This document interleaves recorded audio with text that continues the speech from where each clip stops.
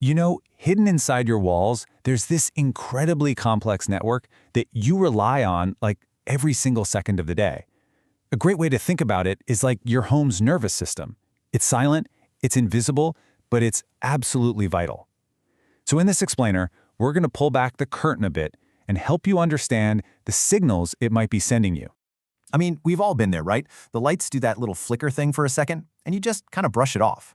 But what if that little quirk is actually a warning sign?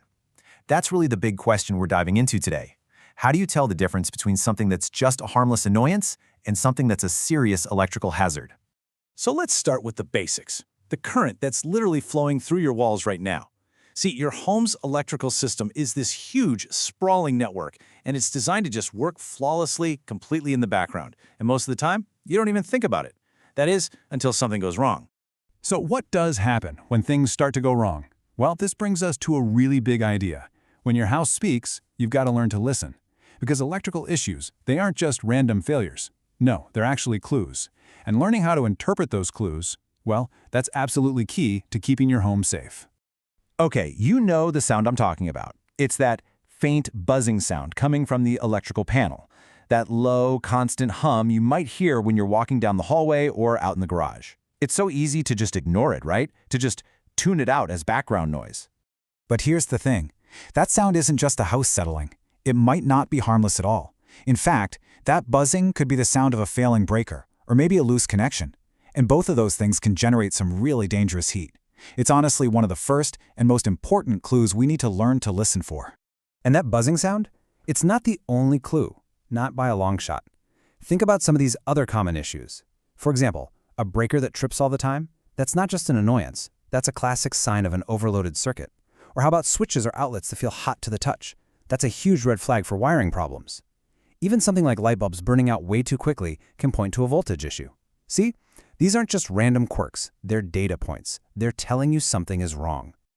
Okay, so we've established our house sends us these little clues. But now we have to get serious for a minute and learn how to triage them. Because some of these issues are just frustrating, but others are downright dangerous and need immediate action. And knowing the difference between the two is absolutely critical. And this slide really illustrates the difference perfectly. On one side, you've got something like bulbs burning out too fast. Okay, that's an annoyance, and it probably points to a problem you should get checked out eventually. But on the other side, if you ever smell burning plastic or this weird, distinct, fishy odor near an outlet, that's not an annoyance. That is an urgent hazard. That smell is almost always caused by severely overheated electrical components, and that means it's a major, major fire risk. All right, let's be crystal clear here. The things on this list, these are not wait-and-see problems. We're talking sparking outlets, any kind of visible exposed wiring, feeling even a tiny little shock from an appliance, or a breaker that trips and then just refuses to turn back on. These are all red alerts. These are signs of immediate danger, plain and simple. Now, here's a specific red flag that you might not even know you have. If your home was built back in the 60s or 70s, there's a chance it has aluminum wiring. The problem is just basic physics, really. Aluminum expands and contracts a lot more than copper does with temperature changes. And over time, that can cause the connections at your outlets and switches to get loose. And what happens with a loose connection? It creates heat. And heat creates a significant fire hazard. It's a kind of hidden danger that really needs a professional to come and take a look. Okay, enough about all the problems. Let's talk solutions. Because your electrical system doesn't have to be this source of anxiety. By modernizing it, you can dramatically increase the safety of your home and, at the same time, get it ready for all the demands of today and tomorrow. Let me ask you a question. Does your breaker trip every single time you try to run the microwave and the coffee maker at the same time? Or maybe the toaster and the air fryer? Yeah, that's your system basically screaming at you that it was built for a completely different era. Our power needs have just exploded, and a lot of older homes just weren't built to handle that kind of load. Okay, before we get into the big upgrades, here is one super simple, super empowering skill that I think everyone should know. So to reset a breaker, first you got to find the switch that tripped. It's usually stuck in the middle or pushed to the off position. Now the key is this. You have to push it firmly all the way to off first before you can flip it back to on. But listen, this is the most important part. If it immediately trips again, do not force it. That is a clear sign that there's a real fault somewhere, and that's when it's time to call a pro. So what does a truly modern, safe electrical system even look like? Well, this gives us a pretty great snapshot. We're talking about things like dedicated circuits for the big stuff, like an EV charger, and whole house surge protection to save all your expensive electronics. But let's look closer at the outlets. You've got GFCIs. Those are the ones with the little test and reset buttons you see in bathrooms and kitchens. They protect you from shock. Then you have AFCIs, which are even smarter. They're used in bedrooms and living rooms, and they can actually detect dangerous arcing in the walls that could start a fire. So you see, these aren't just fancy upgrades. These are essential safety standards for any modern home.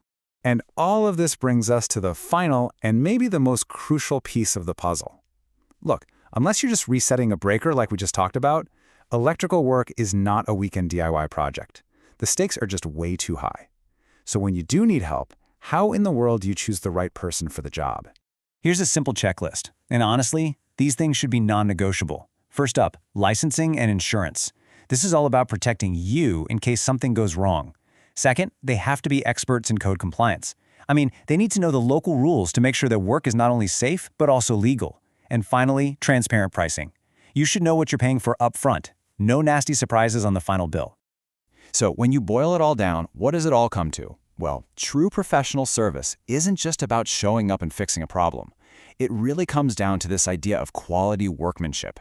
It means using the right materials for the job. It means meeting all those national and local safety codes. And, this is a big one, it means standing behind their work, every single repair and installation. That right there, that's the standard you should be looking for. And that really leaves us with one final thought. So many of our homes have an electrical system that was designed for the 20th century, right? But we're living a 21st century life. It's full of high-powered devices, smart tech, electric cars, the whole shebang. So take a second and think about your own home. Its electrical system was built for the past. The real question is it ready for your future?